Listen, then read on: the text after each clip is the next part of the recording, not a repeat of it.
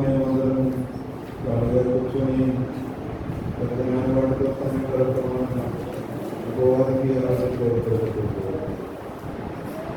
అయ్యో అపవాది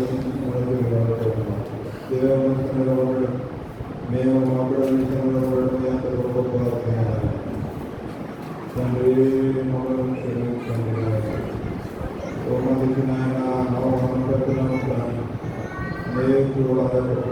దేవాలయంతో దుఃఖకరమైన పరిస్థితులు ఇలాంటి దుఃఖకరమైన వార్తలు నిర్వహించుకుంటూ ఆయన సహాయం చేయాలి. ఎవరిని విడుదలని చెప్పి వాడు నాయన గర్భించు సింహాల తిరుగుతూ రాజమార్గంలో తిరుగుతూ ఉన్నాడు, వీధుల్లో తిరుగుతూ ఉన్నాడు. సహాయం చేయండి తండ్రి.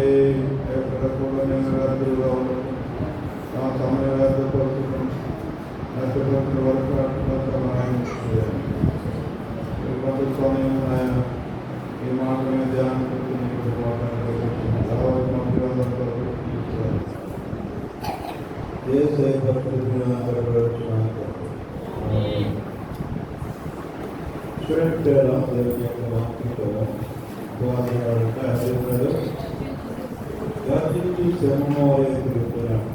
ఎందుకు వాడికి తెలియకుండా ఎవరిని వెళ్ళిపోతున్నా అని ఇంకొకసారి ఎదురుగా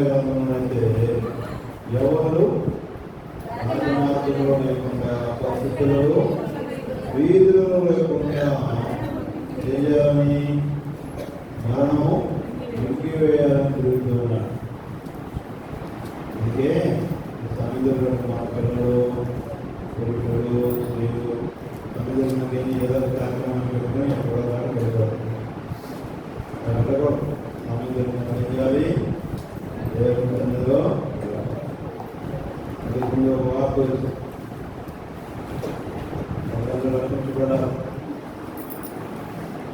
మొదటిలో వేసి ఈరోజు సర్వే కదా చెప్పి బ్యాట్ తీసుకుని రామోత్తరం తీసుకుని నైస్లో చదువుతారు కూడా తీసుకువెళ్తున్నారు. ఆ తల్లి పెడుతున్నాడు కదా హ్యాండ్ ఏడ్చింది పెడుతున్నాడు దాన్ని వదిలించుకొని వెళ్ళిపోయాడు. ఆగిన ట్రాక్టర్ కుదరదు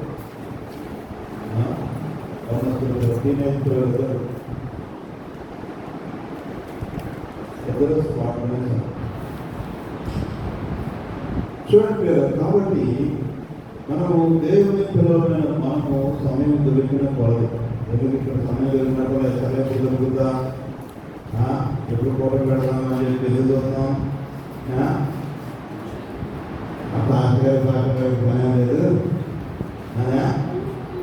కాదు.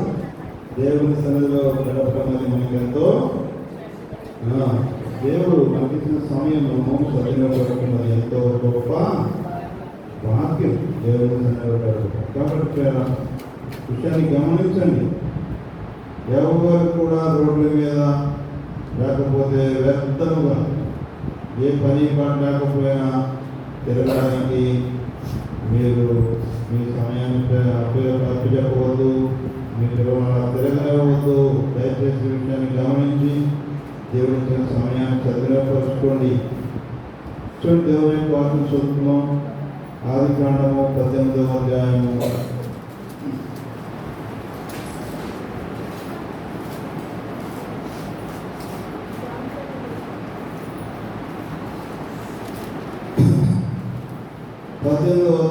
16వ వచనం చదువుతుంది. అప్పుడు ఆ మనుషులు అక్కడ నుండి లేచి సొదొమ తట్టు చూసిరి. అబ్రహాము వారిని సాగనంపుటకు వారితో కూడా వెళ్ళెను. అప్పుడు యెహోవా నేను చేయబో కార్యము అబ్రహాముకు దాచదనా. అబ్రహాము నిశ్చయముగా బలముగా గొప్ప జ్ఞానమును అతని మూలముగా భూమిలోని సమస్త జనులను ఆశీర్వదింపబడను. ఎట్లనగా యెహోవా అబ్రహామును గూర్చి చెప్పినది అతని కలుగు చేయనట్లు తన తరువాత తన పిల్లలను తన ఇంటి వారును నీతి న్యాయము జరిగించు యెహోవా మార్గమును కైకొనుటకు అతనికి వారికి ఆజ్ఞాపించినట్లు నేను అతన్ని ఎరిగి ఉన్నానని నేను వచ్చాను. చూడండి, ఇక్కడ మనం చదువుకునే వాక్య భాగంలో ఇక్కడ దేవుడు యెహోవా దేవుడు ఆదామును దర్శించడానికి అబ్రహామును దర్శించడానికి సింధూర వనంలోకి వచ్చినాడు. ఈ సింధూర వనంలో ఉన్నప్పుడు దేవుడు మరి అబ్రహాము ఇంటికి వెళ్ళాడు. అబ్రహాము ఆయనకి గొప్ప విందు చేశాడు. ఆ భోజనం చేసి వారు బయలుదేరి వెళ్ళిపోతూ ఉన్నప్పుడు వారు అబ్రహాము వారిని సాగనంపడానికి బయటికి వచ్చాడు. అయితే అప్పుడు దేవుడు మాట్లాడుతూ ఉన్నాడు, నేను చేయో కార్యము అబ్రహామునకు నాశిదనా. నేను ఏం కార్యం చేయబోతున్నాడు దేవుడు? సొదొమ గొమొర్రా పట్టణాలను నాశనం చేయడానికి, ఆ పట్టణం మీదకి దేవుడు అగ్నిగంధకాలు కురిపించడానికి దేవుడు అనుకుంటున్నాడు. తండ్రి కుమార పరిశుద్ధాత్మ దేవుడు వారు మాట్లాడుకుంటున్నారు. అలాంటి సమయంలో మరి ఇక్కడ అబ్రహామును తీసుకొస్తా ఉన్నాడు. దేవుడు ఏమంటున్నాడు? అప్పుడు యెహోవా నేను చేయబో కార్యమును అబ్రహామునకు నాశిదనా. ఏంటండి? అబ్రహాం దేవుడు చేయబోయే కార్యాన్ని అబ్రహాం చెప్పాలండి. అబ్రహాం దేవుడా? తండ్రి కుమార పరిశుద్ధాత్మ దేవుడు ఏక దేవుడు ఏక వ్యక్తిత్వంలో అబ్రహాం కూడా ఒక వ్యక్తి, ఒక స్వభావమా? కాదు. కానీ మరి అబ్రహాముని దేవుడు ఎంత ఘనంగా ఎత్తుకుంటున్నాడు. ప్రేమడు అబ్రహాం నేను చేయబో కార్యమును అబ్రహామునకు నాశిదనా అంటూ ఉన్నాడు. మరి ఆయన సమాధానం చెప్పి ప్రశ్న ఆయన చేస్తున్నాడు, సమాధానం ఏం చెప్పుకున్నట్టు అబ్రహాము నిశ్చయముగా బలముగల గొప్ప జనములను అతని మూలముగా భూమిలోని సమస్త జనములను ఆశీర్వదింపబడును. లేదా చూడండి, ఒకటి ప్రశ్న ఆయన వేసుకున్నాడు, నేను చేయబో కార్యం అబ్రహామునకు నాశిదనా. అబ్రహాం చెప్పకుండా నేను ఎలా చేయాలి అనంటూ, ఎందుకు అది చెప్పాలి అంటే అని అంటున్నాడు. అతని మూలముగా ఏమదట? అబ్రహాము నిశ్చయముగా బలముగల గొప్ప జనములు ఉన్నాడు. అతని మూలముగా భూమిలో సమస్త జనులను, లేదా అతను నిశ్చయముగా బలముగల గొప్ప జనములు. ఏమి ఆయన బలముగల గొప్ప జనములు ఏమి? అబ్రహాముకి 50 కొడుకు పుట్టాడు. ఆయనకి కొడుకు పుట్టాడు. ఇప్పుడు ఆయన కొడుకులు యాకోబు సంతానమైన ఇశ్రాయేలు జనాంగం ఎంత మొత్తం కలిపి ప్రపంచంలో మన దేశం చాలా చిన్న దేశం. జనాలు మొత్తం కలిపి 1 కోటి మంది ఉంటారు.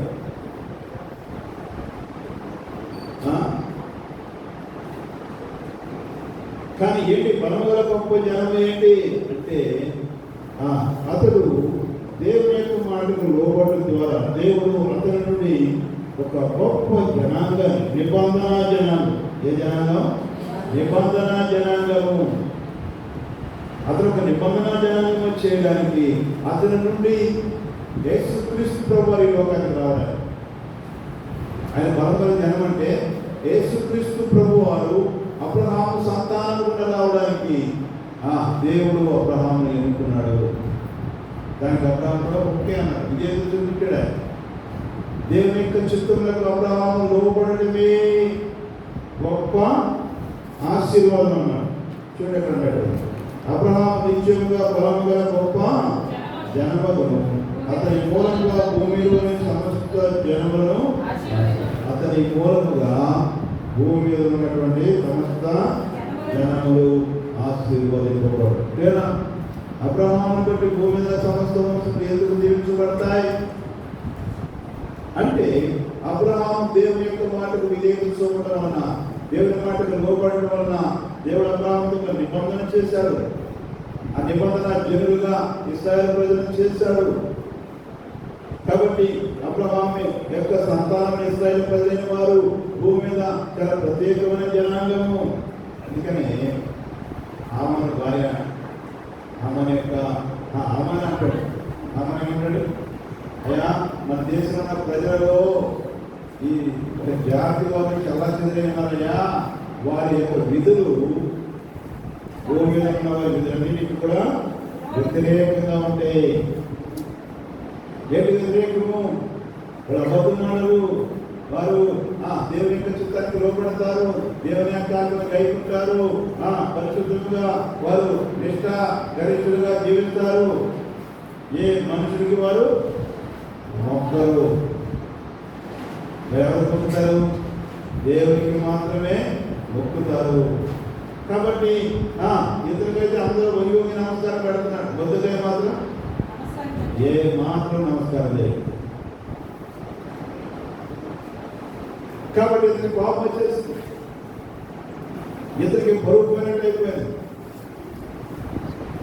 కాబట్టి యోధ జాతి వారందరినీ కూడా నాశనం చేయాలని చూశాడు. దేవుడు వాగ్దానం చేశాడుగా, నీ సంతానం మూలముగా భూమి మీద సమస్త జనులు ఆశీర్వదింపబడతారని చెప్తే, ఈ హామాను వాడు ఈ సైతాను హామాలో ప్రవేశించి దేవుడి ప్రజలను నాశనం చేయాలని చూస్తూ ఉన్నాడు. కుదురుతుంది? కాబట్టి దేవుని యొక్క సన్నిధిలో మనం చూసినట్లయితే, ఎందుకు దేవుడు అబ్రహాము బలంగల గొప్ప జనమైనాడు అని చూసినట్లయితే, అబ్రహాము దేవుని యొక్క చిత్తానికి చక్కగా లోబడినాడు. అబ్రహాంలో మైనస్లు ఏమంటే మైనస్లు ఉన్నాయి,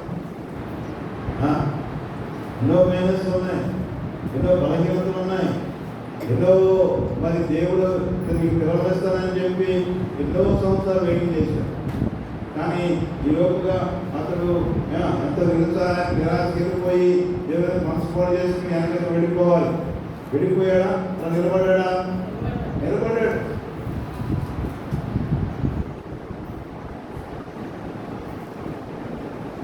దేవుని యొక్క చిత్తానికి లోబడినాడు. తాను ఈలోపుగా అతను పిల్లలు పుట్టేలోపుగా ఆగం తెచ్చుకున్నాడు. ఆగం తెచ్చుకుని ఆమెతో ఆమె పెళ్లి చేసుకుని ఆమెతో పిల్లలు అన్నాడు. పిల్లలన్నప్పుడు దేవుడు ఒక సమయం వచ్చేటప్పుడు ఏమన్నాడు, ఆగని తన కుమారుని వెళ్ళగొట్టమన్నప్పుడు ఏం చేశాడైనా ఎంతో బాధపడ్డాడు. అని ప్రభు చెప్పిన వాటిపైన విధేయుడే చెప్పి ఆగని తన కుమారుని కూడా వెళ్ళగొట్టినాడు. కాబట్టి దేవుని యొక్క చిత్తములకు నీ జీవితాన్ని మలుచుకుంటే నువ్వు ఎప్పుడు ఒక బలమైన జనాంగం అవుతావు, ఎప్పుడైనా ఒక దీర్ఘకరమైన జనాంగం అవుతావు. ఈ తర్వాత నీ పిల్లలు ఎప్పుడు ఆశీర్వదించబడతారు అంటే, దేవుని యొక్క చిత్తము, దేవుని యొక్క వాక్యములకు దేవుడు మాట్లాడుతున్నప్పుడు, దేవుడు మాట్లాడిన దేవుని మాటలకు నువ్వు లోబడి, ఆయన దేవుని విడిచిపెట్టమన్నాడు, దాన్ని విడిచిపెట్టాడు. దేవుని చేయమన్నాడు, దాన్ని చేయాలి. అదే నిబంధన. అలాగా దేవుని చిత్తానికి నువ్వు లోబడినప్పుడు, దేవుని యొక్క వాక్యం నువ్వు లోబడినప్పుడు, పాపను విడిచిపెట్టినప్పుడు, అన్యాయాన్ని విడిచిపెట్టినప్పుడు, మోసాన్ని విడిచిపెట్టినప్పుడు, అబద్ధాన్ని విడిచిపెట్టినప్పుడు నీవు ఒక బలమైన జ్ఞానం అలా కాకుండా నా స్వభావం నాకే ఉండాలి, నేను గొప్ప జనాన్ని ఉండాలి, ఆశీర్వాదకరంగా ఉండాలంటే అది అయ్యే పని కాదు. కాబట్టి లేదా ఒక బలమైన జనాంగముగా నీవు అనేక మందికి ఆశీర్వాదకరముగా ఉండాలి అంటే నీవు దేవుని చిత్తాన్ని దానికి పరిపూర్ణంగా లోబడాలి. చూడండి, ఇక్కడ మనం ఇంకా అబ్రహామును చూసినట్లయితే చూడండి, ఆదికాండము 22వ అధ్యాయం. ఆదికాండము 22వ అధ్యాయంలో మొదటి మనం ఆ సంగతులు జరిగిన తరువాత దేవుడు అబ్రహామును పరిశోధించను. ఎట్లనగా ఆయన అబ్రహాముని పిలువగా అతడు చిత్తము ప్రభువా అని. అప్పుడు ఆయన నీవు ఒక్కడైన నీ కుమారుని అనగా నీవు ప్రేమించు ఇస్సాకును తీసుకొని మొరియా దేశమునకు వెళ్ళి అక్కడ నేను నీతో చెప్పబో పర్వతములలో ఒక దాని మీద దహన బలిగా అతనిని అర్పించమని చెప్పెను. తెల్లవారినప్పుడు అబ్రహాము లేచి తన గాడిదకు గంత కట్టి తన పనివారిలో ఇద్దరిని తన కుమారుడకు ఇస్సాకును వెంటబెట్టుకొని దహన బలి కొరకు కట్టెలు చీల్చి లేచి దేవుడు తనతో చెప్పిన చోటికి వెళ్ళెను. కాబట్టి ఇక్కడ దేవుడు మరొకసారి అబ్రహామును పరిశోధిస్తున్నాడు. ఏంటి పరిశోధన అంటే, ఇక్కడ దేవుడు అబ్రహాము ఆ మాట వింటున్నాడు, సిద్ధం చేస్తున్నాడు. అయితే ఇతను ఇప్పుడు లేక ఒక కుమారుడు అన్నాడు. దేవుడు ఆయనకు ఒక కుమారుడు ఇచ్చాడు. ఈ కుమారుడు ఇచ్చిన తర్వాత ఈ కుమారుడు చుట్టూ తిరుగుతున్నాడా, ఈ కుమారుడే ప్రేమిస్తున్నాడా, నన్ను కూడా ప్రేమిస్తున్నాడా, ఇప్పుడు నా మాట వింటాడా వేరేలా అని చెప్పి దేవుడు పరిశోధించినాడు, పరీక్షించినాడు. ఏమంటే అన్ని బాగున్నప్పుడు మనం మొక్కుకుంటాం, ప్రభా నా కుమారుడితే నీకు ఇచ్చేస్తానయ్యా, నా కుమారునికి ఇచ్చేస్తానయ్యా, లేకపోతే ఏదైనా బాగోకపోతే ఏదైనా అనారోగ్యం వస్తే అయ్యా వాడు నీ సేవకు ఇచ్చేస్తానయ్యా అని మొక్కుకుంటాం. మళ్ళీ అయిన తర్వాత మళ్ళీ వెనక్కి ఏమండి. అలాగే ఇప్పుడు అబ్రహాము దేవుడు ఒకగా కుమారుడు ఇచ్చిన తర్వాత ఈ కుమారుడిని ప్రేమిస్తున్నాడా, దేవుడిని ప్రేమిస్తున్నాడా అని చెప్పి దేవుడు పరిశోధిస్తూ ఉన్నాడు. ఈ పరీక్షలో అబ్రహాం గెలిచాడా? దేవుడు పరీక్షలో గెలిచాడా, ఓడిపోయాడా? 25 సంవత్సరాల వయసు ఉన్నటువంటి యవనస్తులు ఇప్పుడు అబ్రహాముకు పరీక్ష, నీకు ఒకడైనా నీ కుమారుని ఇస్సాకును తీసుకుని నేను చూపించు, ఆ మోరియా పర్వతం మీద నీవు అతన్ని అర్పించు, బలిగా అర్పించు అని చెప్తే సరే ప్రభు అని చెప్పాడు. ఎలాగొద్దులే లేచి తన పని వారిని తను తీసుకుని వెళ్ళి కట్టె తీసుకుని తన కుమారుని తీసుకుని వెళ్ళిపోతున్నాడు. వెళ్ళి ఆ యొక్క దేవుడు చూపించినటువంటి ఆ పర్వతం మీదకి వెళ్ళి అక్కడ బలిపీఠం కట్టి అక్కడ కట్టెని పేర్చి లోపల కుమారుడు అడిగాడు, వెళ్ళాడు డాడీ మరి కట్టెలు ఆయన ఎత్తి మీద పెట్టాడు, పిల్లల మీద కట్టెలు ఆయన దిక్కు ఉన్నది, దాని వరకు పరిపోసేది గొరకలు ఏదంటే ఆయన చూసుకుంటాడయ్యా, యెహోవా నా కుమారుడా దేవుడే దానవులకి గొర్రెలను చూస్తున్నానని చెప్పాడు. చూడండి, అబ్రహాము ఏ విశ్వాసం నేర్చుకున్నాడో తన కుమారుడు కూడా విశ్వాసం నేర్పిస్తూ ఉన్నాడు.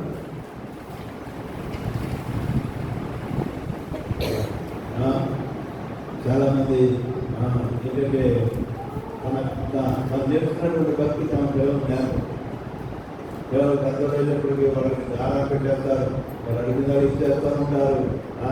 మరి అది మనం ఇవ్వచ్చా ఇవ్వకూడదా, మరి చేయొచ్చా చేయకూడదా, కొంచెం అప్పు చేసినా సరే చేస్తూ ఉంటారు. కానీ ఇక్కడ అబ్రహాము విశ్వాసం నేర్చుకున్నాడు. కాబట్టి అబ్రహాము తండ్రి కుమారుడు అడుగుతున్నాడు, ఆయన మరి కట్టులోనే నింపుంది బలి పెంచడానికి, మరి బలి పశువేది గొర్రె ఏది ఆయనే సరే బలిపీఠం కట్టారు, కట్టని పేర్చారు. కట్టని పేర్చిన తర్వాత ఇప్పుడు కుమారుని కాళ్ళు చేతులు కట్టి కట్టడానికి ఆయన దగ్గరికి వస్తా అన్నాడు. మరి బలిపశువు అన్నారు కదా, బలిపశువు ఏది ఆయన చూసుకున్నారు కదా, ఆ బలిపశువు నీవే. కాబట్టి ఆయన ఏం చేశాడు? కంగారు పడ కంగారు పడ్డా? ఇస్సాకు కంగారు పడ్డా? ఇస్సాకు కంగారు పడలేదు. ఎదురు తిరిగాడా? ఎదురు తిరగలేదు. మాటకి ఎదురు చెప్పాడా? సాగుకు భయపడ్డా? లేదా ఒకటి ఎలా అతను లోబడినాడు, ఆ వయసులో కూడా ఎలా లోబడినాడు, ఆయన చనిపోవడానికి ఎలాగా తెగించినాడు. మనకైతే తెలిసిన కష్ట రాగానే, తెలిసిన శ్రమ రాగానే ఎన్నో నెగిటివ్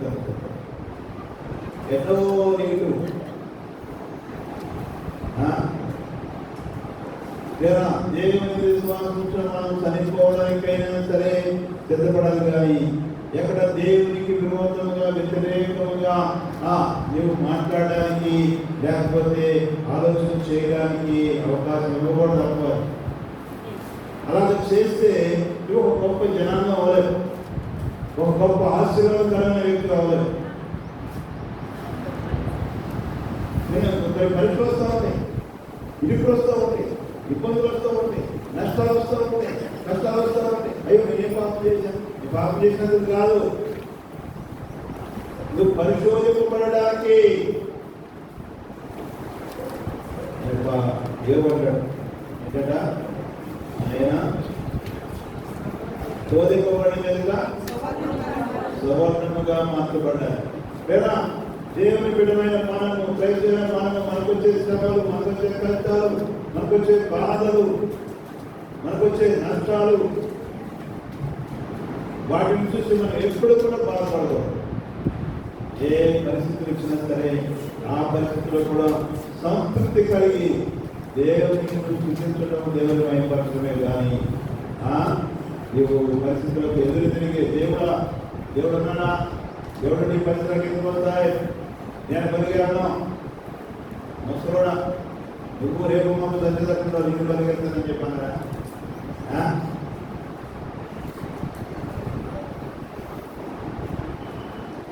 గొప్ప జనాంగం కాబోతున్నాడు. నేను అబ్రహాముకు చెప్పకుండా నేను ఎందుకు రాయాలి? అబ్రహాము నిశ్చయముగా ఏం కాబోతున్నాడట? బలముగా గొప్ప జనం కాబోతున్నాడు. అతని మూలముగా భూమి మీద సమస్త వంశములు ఆశీర్వదింపబడుతున్నాయి. అదండి, నీవు ఒక ఆశీర్వాదకరమైన వ్యక్తిగా, నీ కుటుంబం ఒక ఆశీర్వాదకరమైన వ్యక్తిగా, నీ సంతానం ఒక ఆశీర్వాదకరమైన వ్యక్తిగా, నీ కుటుంబం ఒక ఆశీర్వాదకరమైన కుటుంబముగా మార్చబడాలి అంటే విధేయత అనేది, దేవుని యొక్క మాటలు నమ్మటం అనేది, లోపటం అనేది చాలా గొప్ప భాగ్యం అండి. దేవుడు చూస్తున్నటువంటి దేవుని మాటలను, దేవుని వాక్యమును నమ్మటము, లోపడటం అనేది అది గొప్ప భాగ్యం. దానిని బట్టి నీవు గొప్పవాడు. అంతేగాని నువ్వు బాగా చదువుకున్న వలన, లేకపోతే మంచి ఉద్యోగం, మంచి జీతం ఉన్నందువలన, ఈ లోకంలో పోషించబడడానికి, స్వతంగా సంతోషం ఉండడానికి ఏం తక్కువ కాకుండా ఉండొచ్చేమో. కానీ నీవు వలన ఈ భూమి మీద ఉన్నటువంటి ప్రజలకు మేలు జరగదు. నీవు ఒక ఆశీర్వాదకరమైన కుటుంబానికి కట్టలేవు. నువ్వు చెప్తావు లోకంలో సంపాదించిన చాలా మంది లోకంలో ఉన్న వాళ్ళందరూ కూడా ఎంతో సుఖంగా సౌఖ్యంగా ఉంటున్నారు. వ్యాపారాలు చేసుకుని డబ్బులు సంపాదించుకుని ఎంతో సుఖంగా సౌఖ్యంటారు. దేవుని బిడ్డమైన మన అధికారే రక్షించబడిన వ్యక్తిగా, దేవుని యందు విశ్వాసం ఉంచిన వ్యక్తిగా, క్రీస్తులో కడగబడిన వ్యక్తిగా, ఆ నిబంధన రక్తంలో నీకు వచ్చినట్లయితే నీ మనోనేత్రాలు కలవబడాలి. పౌలు గారు అదే అంటాడు.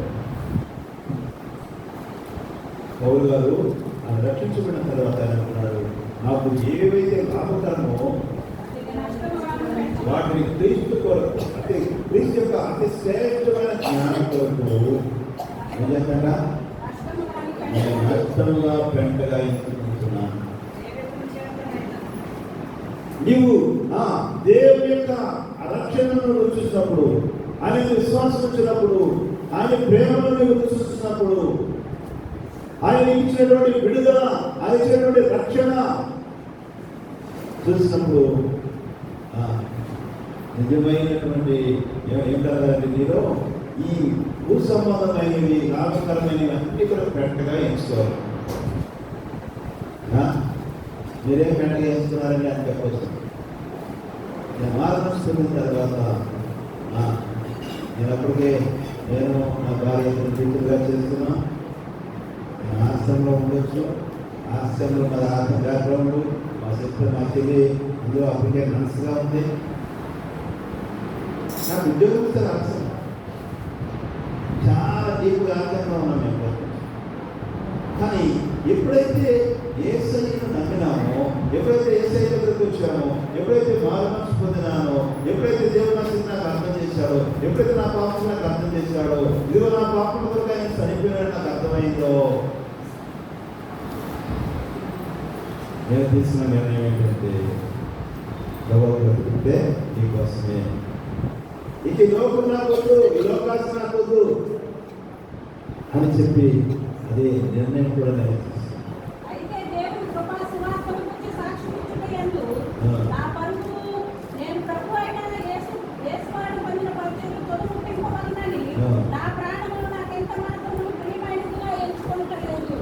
చూడండి. కాబట్టి దేవుని సన్నిధిలో దేవుని యొక్క ప్రేమను చూసినట్లయితే ఆయన ఏం ప్రేమించాడు? పాపమైన మనము అక్కడ అంటే మన పాపమైనగా, శత్రువుమైనగా నీ పాప యొక్క శిక్ష నీవు అనుభవించాలి. నీ అతిక్రమ క్రియల కొరకు నీవు నలగొట్టబడాలి. నీ సమాధానం సృష్టి కొరకు నీవు చనిపోవాలి. నీకు సమాధానం లేదు. పాపం చేత నువ్వు దేవునికి దూరం అయిపోయినావు, శత్రువు అయిపోయినావు. అలాంటి శత్రువైన మనం ప్రేమించి ఆయన కొరకు ప్రాణం పెట్టినప్పుడు ఇంకా నువ్వు దేవుని ప్రేమ చూసి కూడా దేవుని సన్నిధిని నిర్లక్ష్యంగా ఉంటున్నావంటే, నువ్వు అబద్ధం ఆడుతున్నావంటే, నువ్వు మోసం చేస్తున్నావంటే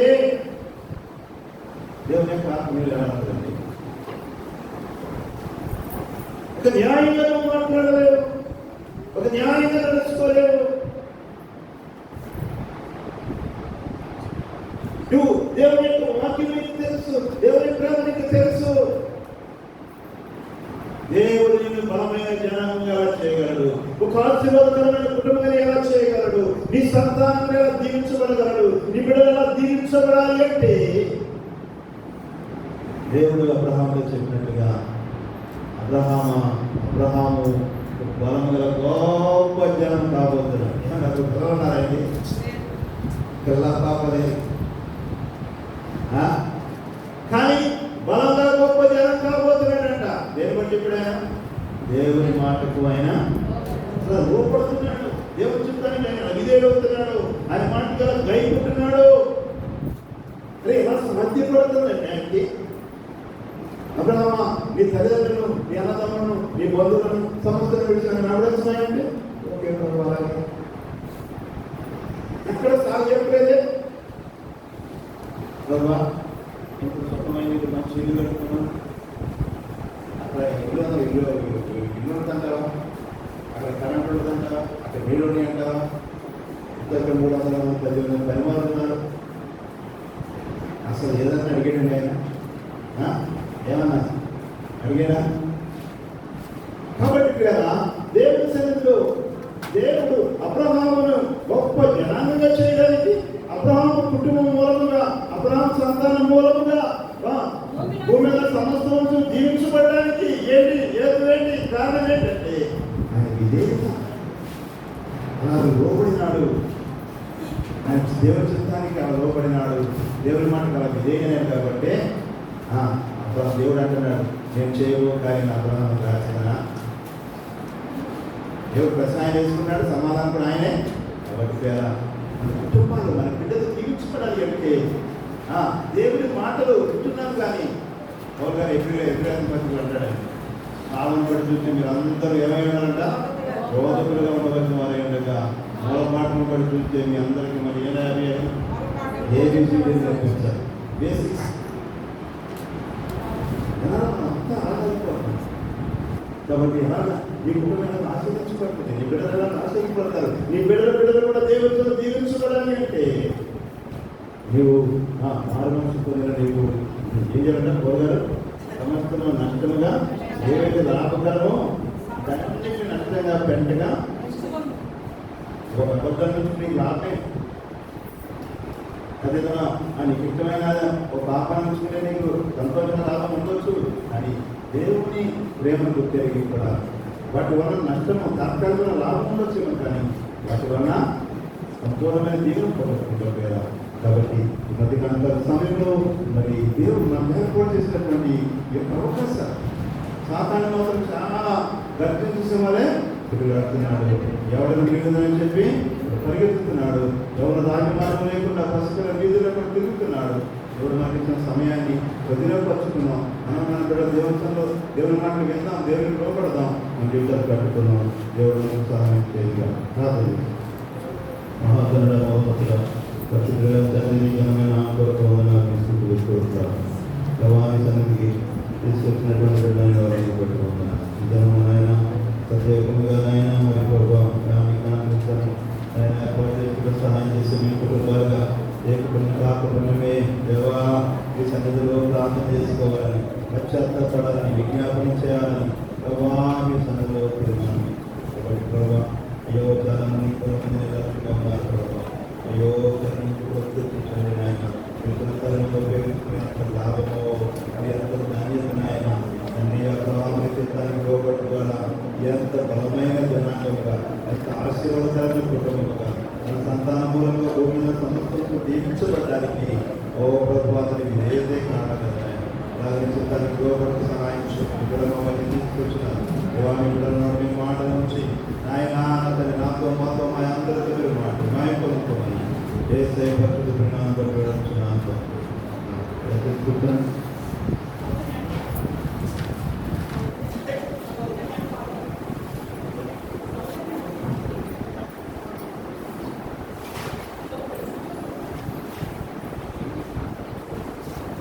సౌజన్య